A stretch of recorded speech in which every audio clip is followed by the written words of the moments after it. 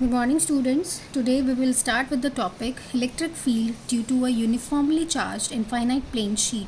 For this, we will consider a plane sheet which is very thin and very large in size. In this sheet, charge is uniformly distributed.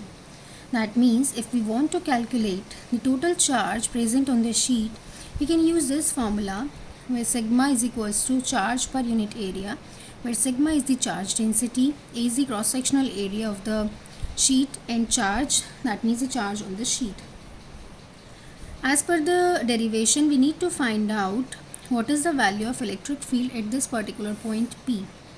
We know very well if we have a positive charge, electric field is always away from the charge. That's why the direction of electric field is in this direction. For finding the electric field, we need a symmetric Gaussian surface, and the Gaussian surface condition is that it must be a closed surface. So we'll take a cylindrical shaped Gaussian surface. That means we have a point P which is r distance away to the right side, and we have a same P dash point which is same distance away from the sheet. That means the value of electric field at point P and P dash is same in magnitude but opposite in direction.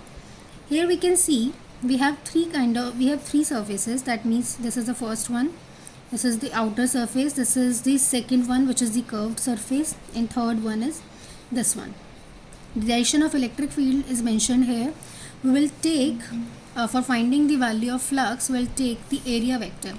The condition of area vector is that it must be perpendicular to the surface. So for this kind of surface it is like that. For this kind of surface, this aerial vector is in this direction. For this curved surface, aerial vector is this direction, that means 90 degree.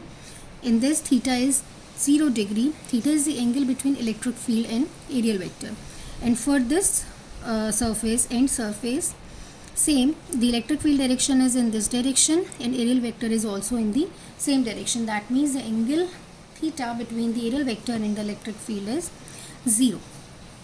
So for finding the electric field, we need to calculate what is the value of total flux through this complete surface.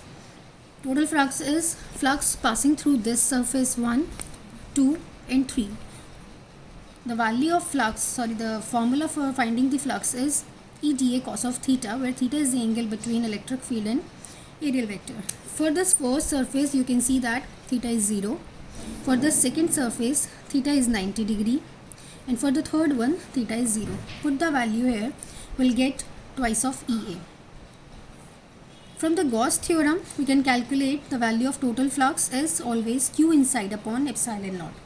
Q inside means charge inside the closed surface. If you can see, this is the closed surface where charge is enclosed. That means we need to find out the charge under enclosed by this kind of shape. Suppose this charge is Q. We know the cross-section area is A and electric field is E. So we can find out the value of charge from here. This is the formula, Q inside upon epsilon naught, which is equals to the total flux which we have already derivated, that is twice of EA. Put the value of Q, where formula is sigma is equals to Q sigma is equals to Q upon A. You can calculate the value of charge, that is sigma A. A is the cross-sectional area and sigma is the charge density. So you can get the formula E is equals to sigma upon epsilon naught to epsilon naught. From the formula you can see that here electric field doesn't depend upon the distance from the sheet. That means whether it is here where this point P is here or very far away from this sheet, the value of electric field must be same. From this formula we can calculate the value of electric field at any point at any region.